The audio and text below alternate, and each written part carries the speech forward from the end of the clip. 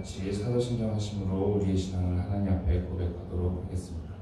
나는 전능하신 아버지 하나님, 천지의 창조주를 믿습니다. 나는 그의 유일하신 아들, 우리 주 예수 그리스도를 믿습니다.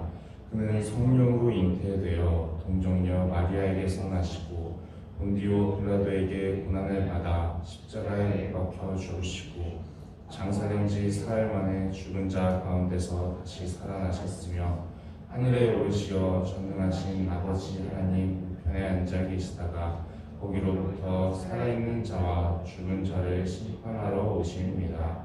나는 성령을 믿으며 거룩한 공교회와 성도의 교제와 죄를 용서받는 것과 몸의 부활과 영생을 믿습니다. 아멘.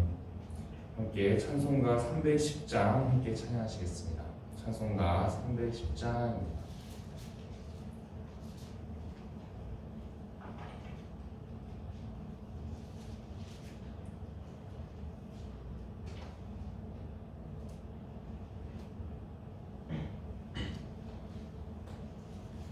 찬송가 310장 함께 찬양하시겠습니다.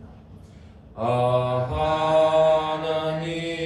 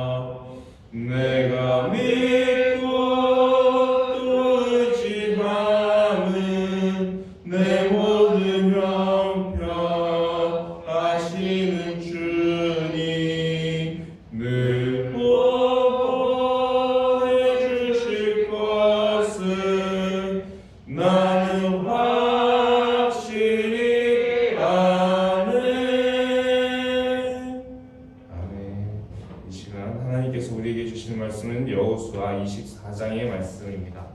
여호수아 마지막 장 24장 1절부터 33절까지의 말씀입니다.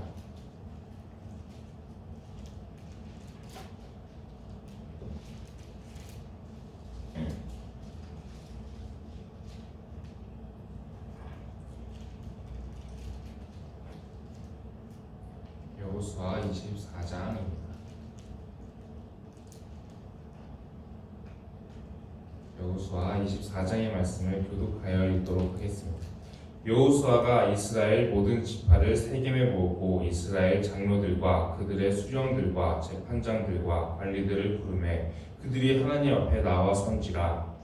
여호수아가 모든 백성에게 이르되 이스라엘의 하나님 여호와께서 이같이 말씀하시기를 옛적에 너희 조상들 곧 아브라함의 아버지 나홀의 아버지 데라가 강서쪽에 거주하여 다른 신들을 섬겼으나 내가 너희의 조상 아브라함을 강 저쪽에서 이끌어내어 가나안 온 땅에 두루 행하게 하고 그의 씨를 번성하게 하려고 그에게 이삭을 주었으며 이삭에게는 야곱과 에서를 주었고 에서에게는 세일산을 소유로 주었으니 야곱과 그의 자손들은 애굽으로 내려갔으므로 내가 모세와 아론을 보내었고 또 애굽에 재앙을 내렸나니 곧 내가 그들 가운데 행한 것과 같고 그 후에 너희를 인도하여 내었노라.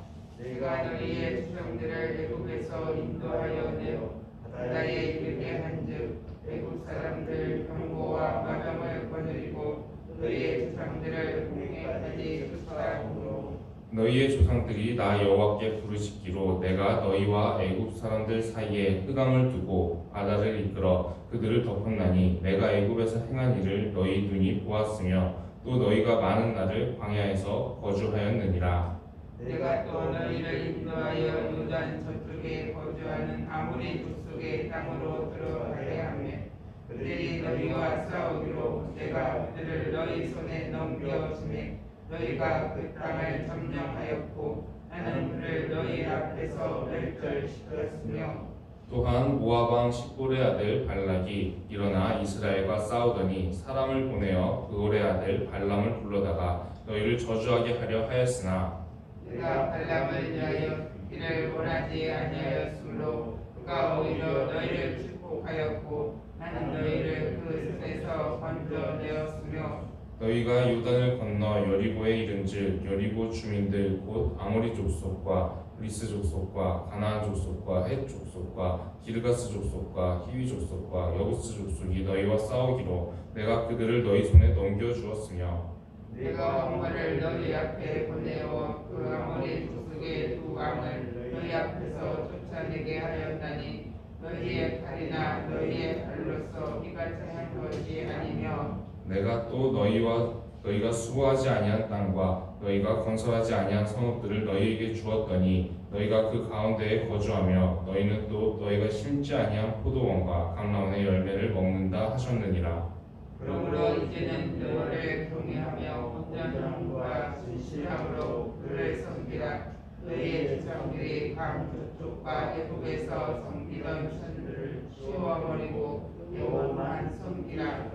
만일 여호와를 섬기는 것이 너희에게 좋지 않게 보이거든 너희 조상들이 강 저쪽에서 섬기던 신들이든지 또는 너희가 거주하는 땅에 있는 아모리 족속의 신들이든지 너희가 섬길 자를 오늘 택하라. 오직 나와 내 집은 여호와를 섬기겠노라 하니 백성이 대답하여 이르되 우리가 결단코 여호와를 버리고 다른 신들을 섬기기를 하지 아니하오니 이는 우리 하나님 여호와께서 친히 우리와 우리 조상들을 인도하여 애굽 땅 종되었던 집에서 올라오게 하시고 우리 목전에서 그 큰 이적들을 행하시고 우리가 행한 모든 길과 우리가 지나온 모든 백성들 중에서 우리를 보호하셨음이며 여호와께서 또 모든 백성들과 이 땅에 거주하던 아모리 족속을 우리 앞에서 쫓아내셨습니다.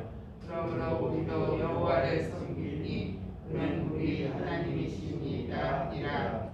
여호수아가 백성에게 이르되 너희가 여호와를 능히 섬기지 못할 것은 그는 거룩하신 하나님이시요 질투하시는 하나님이시니 너희의 잘못과 죄를 사하지 아니하실 것임이라. 만일 너희가 여호와를 버리고 이방 신들을 섬기며 너희의 복을 내린 후에라도 너희에게 재앙을 내리고 너희를 멸절하시리라 하니 백성이 여호수아에게 말하되 아니니이다 우리가 여호와를 섬기겠나이다 하는지라. 여호수아가 백성에게 이르되 너희가 여호와를 택하고 그를 섬기리라 하였으니 스스로 증인이 되었느니라 하니 그들이 이르되 우리가 증인이 되었나이다 하니라. 여호수아가 이르되 그러면 이제 너희 중에 있는 이방 신들을 치워버리고 너희의 마음을 이스라엘의 하나님 여호와께로 향하라 하니 백성이 여호수아에게 말하되 우리 하나님 여호와를 우리가 섬기고 그의 목소리를 우리가 청종하리이다 하는지라. 그날에 여호수아가 세겜에서 백성과 더불어 언약을 맺고 그들을 위하여 율례와 법도를 제정하였더라.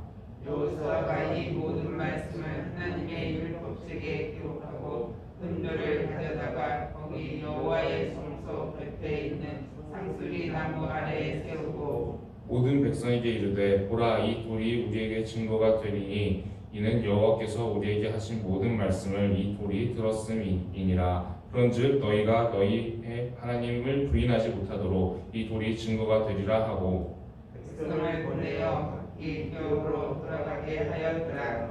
이 일 후에 여호와의 종 눈의 아들 여호수아가 110세에 죽음에 그들이 기업의 동네 남날 세에 장사였으니 인나세라는 에브라임 장산지 기아스 쪽에 있더라. 이스라엘이 여호수아가 사는 날 동안과 여호수아 뒤에 생존한 장로들 곧 여호와께서 이스라엘을 위하여 행하신 모든 일을 아는 자들이 사는 날 동안 여호와를 섬겼더라.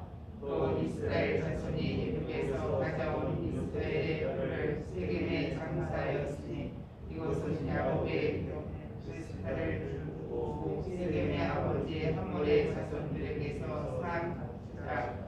그것이 요셉 자손의 기업이 되었더라.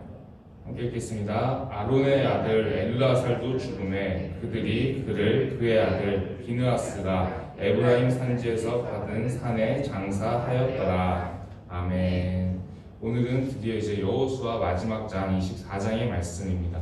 이제는 여호수아가 수명이 이제 거의 다 되어서 이제 마지막으로 백성들에게 유언처럼 메시지를 남기고 있는 상황입니다. 우리라면은 마지막에 인생의 마지막에 어떤 메시지를 남길까요? 여호수아는 이제 이스라엘의 목자였던 사람으로서 이스라엘에게 많은 메시지를 주고 싶었겠지만 그 중에서도 이제 중요한 것을 뽑아서 메시지를 전했을 것입니다. 그런데 그것을 보면은 신앙에 관련된 메시지를 전달을 하게 됩니다.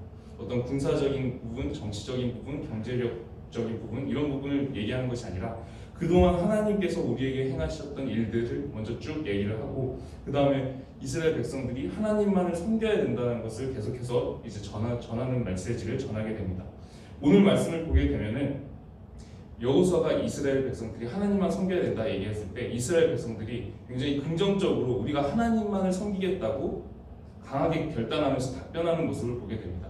그리고 그렇게 답변했을 때 여호수아가 의외의 대답을 하게 됩니다. 너희가 능히 하나님을 섬기지 못할 것이다 라고 오히려 부정적인 답변을 하게 됩니다. 그러자 이스라엘 백성들은 다시 한번 아니라고 우리가 하나님만을 섬길 것이라고 강하게 결단을 하고 그리고 이제 여호수아가 너희가 그렇게 말했으니까 스스로 증인이 됐다라고 말합니다. 그리고 이제 백성들도 스스로 인정을 하면서 우리가 증인이 됐다고 하나님만을 섬기겠다고 말하는 과정에서 총 3번 강하게 결단하면서 우리가 하나님만을 섬기겠다고 고백하는 그런 모습을 보게 됩니다. 그러나 오늘 벌써 여호수아 24장의 말씀에도 이제 나와 있지만 여호수아가 사는 날과 그리고 그 세대의 리더들이 살아있는 동안에는 이스라엘이 하나님을 섬겼다라고 되어 있는데 그 말을 바꿔서 말하면 그 사람들이 이제 수명이 다해서 하나님 품으로 안긴 후에는 이제 하나님을 떠났다라는 뜻이 되기도 합니다. 이 시간적으로 얼마 지나지 않는데 방금 전까지 강하게 우리가 하나님만을 섬기겠다고 강하게 결단을 했던 그 이스라엘 사람들이 이스라엘과 그 세대의 지도자들이 죽자 금방 하나님을 잊어버리고 떠나는 이런 모습을 보게 됩니다. 이 모습을 보면서 저는 이 신약의 사건 하나가 떠올랐습니다. 신약에서도 너무나도 비슷한 사건이 하나 있습니다. 그것이 무엇이냐면 베드로가 예수님 앞에서 내가 절대로 주를 부인하지 않겠다고 강하게 결단하고 또 그 말씀을 우리가 자세히 보면은 대부분 이제 베드로만 그 고백을 했다라고 생각하시는 분들도 많이 있는데 그 말씀을 자세히 보면 다른 제자들도 베드로처럼 말했다라고 되어 있습니다. 그러니까 다른 제자들도 다 그런 고백을 했던 겁니다. 다른 사도들도 또 그런 고백을 했는데 우리가 알고 있다시피 십자가 앞에서 결국에는 이제 제자들이 다 예수님 버리고 도망가고 또 베드로 같은 경우는 예수님 뒤를 쫓아갔다가 결국에 이제 다른 사람들이 알아보자 나 저 예수라는 사람 절대로 모른다고 3번을 부인하는 사건이 있습니다. 우리 이 구약의 사건에서는 3번 강하게 결단하고 하나님을 잊어버리는 그런 모습이 보이지만 그 신약의 사건에서는 한 번 강하게 이제 내가 주를 절대로 버리지 않겠다고 얘기하고 죽을지언정 끝까지 주를 따르겠다 얘기하고 3번 부인하는 그런 사건이 있습니다. 이 2가지 사건을 통해서 하나님께서 우리에게 말씀하시는 것은 무엇이냐면 이 여호수아 24장의 이 세대는 이스라엘 전체 세대 가운데서는 상당히 그래도 신실한 편에 속하는 그런 세대였습니다. 그런데도 불구하고 오늘 말씀을 보면 여호수아가 이 사람들에게 뭐라고 말하냐면 너희 가운데 있는 우상을 치워버려야 된다 그렇게 얘기를 합니다. 그 말은 무슨 뜻이냐면 이 신실했던 세대, 가나안 땅을 정복하고 하나님을 충성스럽게 섬겼던 그 세대 가운데서도 그 우상 숭배가 있었다라는 의미입니다. 그리고 이 신약에 오게 되면은 이 사람들, 예수님 앞에서 우리가 절대로 주를 부인하지 않겠다 고백하던 그 사람들은 사도였습니다. 사도들, 예수님을 공생의 기간 동안 충성스럽게 따랐던 그 사람들이었고 예수님도 여호수아처럼 똑같이 말씀을 하시죠. 네가 나를 부인하리라. 그렇게 말씀하시고 실제로 그 말씀대로 베드로는 부인을 하게 됩니다. 그렇게 되는 것을 보면 이 사도들도 그렇고 이 신실했던 세대, 이스라엘 세대도 그렇게 하는 것을 보면은 결국에 하나님께서 우리에게 주시는 메시지는 무엇이냐면 사람은 원래 이렇다라는 것입니다. 사람이 원래 자기 힘으로 아무리 강하게 진심으로 결단을 한다고 하더라도 결국에 내 힘으로 하나님을 섬겨야지 하고 나아가게 되면 이스라엘 세대처럼 금세 하나님 잊어버리고 떠나게 되고 사도들처럼 금세 방금 고백했는데 얼마 전에 고백했는데 불과 시간 얼마 지나지도 않아서 나 저 예수라는 사람 절대로 모른다고 내가 살기 위해서 그렇게 부인하고 있는 그런 모습이 바로 사람의 모습이다라는 것을 우리에게 말씀하시는 것입니다. 우리가 신앙생활을 정말 내 힘으로 내 믿음으로 정말 내가 하나님 정말 충성해봐야지라고 섬기게 되면 우리도 결국에 이런 모습을 한 번은 마주하게 될 수밖에 없습니다. 베드로 역시 그렇게 고백했지만 결국에는 자신이 부인하는 모습을 보고 결국에 나중에 심히 통곡하였다라고 되어 있습니다. 베드로도 그렇게 내가 그 순간에 너무 두렵고 살고 싶어서 예수님 저 예수라는 사람 절대로 모른다고 그렇게 부인했지만 그렇게 살아도 결국에 사람이 가게 되는 자리는 나 살아남았구나 라고 기뻐하고 안도하는 그런 자리로 가는 것이 아니라 결국에 내가 이것밖에 안 되는구나 라고 심히 통곡하게 되는 그런 자리로 갈 수밖에 없다는 것입니다. 하나님을 버리고 살아도 결국에 그 사람이 가게 되는 자리는 통곡의 자리, 깨어지는 자리라는 것입니다. 그런데 이 자리에 우리가 한 번쯤은 설 수밖에 없습니다. 내 힘으로 정말 하나님 뒤를 쫓아가려고 정말 애를 많이 써도 안 되는구나라는 것을 깨닫는 그 순간이 올 수밖에 없습니다. 그럼 결국에는 예수님께서 그 제자들, 나를 다 버리고 도망갔던 그 제자들을 부활하셔서 다시 찾아가시죠. 그래서 그 사람들에게 다시 제자로 품어주시고 다시 사도로 세워주시고 특히 그 베드로가 그 예수님을 부인했던 그 경험이 있는 그 베드로에게는 일부러 3번의 질문을 하십니다. 네가 나를 사랑하느냐? 그렇게 질문을 하시면서 베드로가 그 고백을 할 수 있도록 도와주시는 것입니다. 그 베드로가 예수님을 부인하는 것이 그 순간에 너무 두렵고 너무 겁이 나고 당황스러워서 그렇게 부인했지만 심히 통곡했던 그 베드로에게도 그 부인했던 사건은 상처인 것입니다. 자신에게도. 그런데 그 베드로가 다시 회복될 수 있도록 사랑한다는 고백을 주님 내가 주를 사랑한다는 고백을 할 수 있도록 예수님이 도와주시기 위해서 일부러 그 질문들을 하시는 것입니다.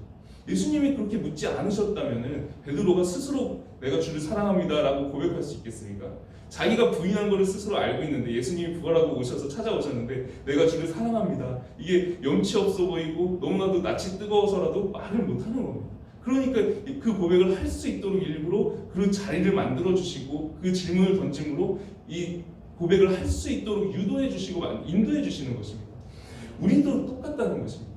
예수님께서도 이 베드로를 다시 회복시켜 주시고 다시 그래도 너는 내 제자다. 그래도 너는 사도다. 그러면서 이제 다시 세워 주시고 그 회복된 베드로, 그 회복된 제자들이 복음을 전하고 다시 하나님의 사역들이 이어갔던 것처럼 우리 역시 하나님께서 회복시켜 주시고 계속해서 품어 주시기 때문에 우리도 다시 하나님의 사람으로 세워질 수 있고 성도로 사역자로 이렇게 주님 앞에서 예배드릴 수 있고 하나님을 믿으면서 따라갈 수 있다는 것입니다. 우리 역시 우리가 감당하기 힘든 고난이 삶 속에서 찾아오거나 아니면 이스라엘 백성들, 여호수아 24장의 이스라엘 백성들처럼 그냥 시간만 조금 흘러가더라도 우리가 삶 속에서 하나님을 잊어버리고 마치 나 하나님 없는 사람처럼 이제 살아갈 때도 우리도 많을 것입니다. 우리도 베드로나 다른 제자들처럼 십자가 앞에 서게 되면 예수님 버리고 도망가고 하나님 나 모른다고 막 이렇게 내가 살기 위해서 부인하는 그런 모습이 우리에게도 삶 속에 얼마든지 나타날 수 있습니다. 그럼에도 불구하고 하나님께서 우리를 붙잡아 주시고 다시 회복시켜 주시고 다시 그래도 너는 나의 사람이라고 세워주셨기 때문에 우리가 여전히 하나님을 믿을 수 있고 여전히 하나님을 예배할 수 있는 것처럼 우리가 이 자리에 있는 것은 하나님의 은혜라는 것입니다. 우리의 믿음으로 우리가 신실해서 하나님을 잘 따라가고 있는 것이 아니라 하나님께서 우리를 품어주시고 사랑해 주셨기 때문에 우리가 계속해서 하나님 품 안에 거할 수 있다는 것을 우리가 깨닫기를 원하시는 것입니다. 이 시간에 말씀을 맺을 때에는 사도 바울의 고백을 우리가 함께 나누면서 말씀을 맺고자 합니다. 사도 바울의 고백이 이런 고백을 하게 됩니다. 내가 나된 것은 하나님의 은혜라. 우리가 지금 이 자리에서 하나님을 믿고 있는 것도 하나님이 우리를 도와주셔서 우리의 믿음을 도와주셔서 우리가 믿고 있는 것이고 우리가 예배드리고 있는 것도 하나님께서 우리를 인도해 주셨기에 예배드리고 있는 것을 우리가 고백하기를 소망하고 기도합니다. 기도드리겠습니다. 하나님, 우리가 하나님을 섬기면서 혹여나 내가 믿음이 좋아서 내가 의롭고 선해서 하나님께 택함을 받고 귀하게 쓰임 받는 것처럼 여기지는 않았었는가 우리의 신앙을 돌아보게 됩니다. 모든 것이 하나님의 은혜인데 우리의 믿음조차도 하나님의 은혜인데 우리가 그것을 잊고 살아가지는 않았는가 돌아보게 됩니다. 우리가 날마다 하나님의 이 은혜를 기억하게 하여 주시옵소서. 그리고 이 감사를 잊지 않고 날마다 감사하는 마음으로 그리고 겸손한 마음으로 주님 앞에 설 수 있도록 우리의 삶을 인도하여 주시옵소서. 살아계신 우리 주 예수 그리스도의 이름으로 기도드립니다. 아멘. 하늘에 계신 우리 아버지의 이름을 거룩하게 하시며 아버지의 나라가 오게 하시며 아버지의 뜻이 하늘에서와 같이 땅에서도 이루어지게 하소서. 오늘 우리에게 일용할 양식을 주시고 우리가 우리에게 잘못한 사람을 용서하여 준 것 같이 우리 죄를 용서하여 주시고 우리를 시험에 빠지지 않게 하시고 악에서 구하소서. 나라와 권능과 영광이 영원히 아버지의 것입니다. 아멘. 오늘은 함께 가정을 위해서 기도드리도록 하겠습니다. 우리에게 가정을 주신 것도 하나님의 은혜이고 또 우리 가정이 하나님을 믿고 있는 것도 하나님의 은혜입니다. 이 시간에는 우리 가정이 받은 은혜에 감사하는 기도를 드리기를 소망합니다. 그리고 우리가 가지고 오신 개인적인 기도 제목들도 함께 기도드리도록 하겠습니다. 함께 통성으로 기도하시겠습니다. 하나님 아버지 감사합니다. 우리에게 먼저 가정을 허락하심에 감사드립니다. 하나님 가정을 통해서 우리가 하나님의 사랑을 나누고 또 하나님의 사랑을 배워가는 그런 장이 됩니다. 하나님 우리에게 가정을 허락해 주신 그 은혜에 먼저 감사를 드리고 우리에게 사랑하는 가족들을 허락하심에 감사를 드립니다. 하나님 우리가 이 가정들이 각각의 가정들이 우리가 믿음의 가정으로 굳건하게 세워져서 각 가정마다 하나님을 경외하고 섬기는 일들이 그 은혜가 넘쳐나게 하여 주시옵소서. 믿음조차도 하나님의 은혜고 또 우리가 하나님을 섬기면서 나아가는 것도 하나님의 은혜이니 우리의 마음을 주관하여 주시고 우리의 영혼을 인도하여 주셔서 우리가 하나님의 살아계심을 깨닫고 고백하고 또 하나님을 섬기고 경외하는 그런 가정들 되게 하여 주시옵시고 우리가 늘 하나님의 그 사랑 안에 거할 수 있는 그런 가정 되게 하여 주시옵소서. 하나님 우리 가정들이 앞으로도 믿음으로 나아가기를 원합니다. 날마다 하나님을 찬양하면서 하나님 앞에서 기쁨이 되는 그런 가정, 그런 믿음의 가정, 하나님께서 보시기에 심히 좋은 그런 가정이 될 수 있도록 하나님께서 우리의 가정 한 가정을 이끌어 주시옵시고 또 가정들의 각 기도 제목들이 있습니다. 그 기도 제목들로 우리 가정들이 기도를 올려드릴 때 하나님께서 때로는 눈물로 하는 기도, 남들 앞에서 고백할 수 없는 그런 기도 제목들로 기도할 때 하나님께서 그 기도 제목을 다 듣고 계시오니 하나님 그 한 사람 한 가정들을 불쌍히 여겨주시옵시고 하나님의 은혜로 덮어 주시옵소서. 하나님께서 함께 하실 줄 믿습니다. 하나님 우리를 긍휼히 여겨 주시옵시고 오늘도 은혜 가운데 거할 수 있게 하여 주시옵소서.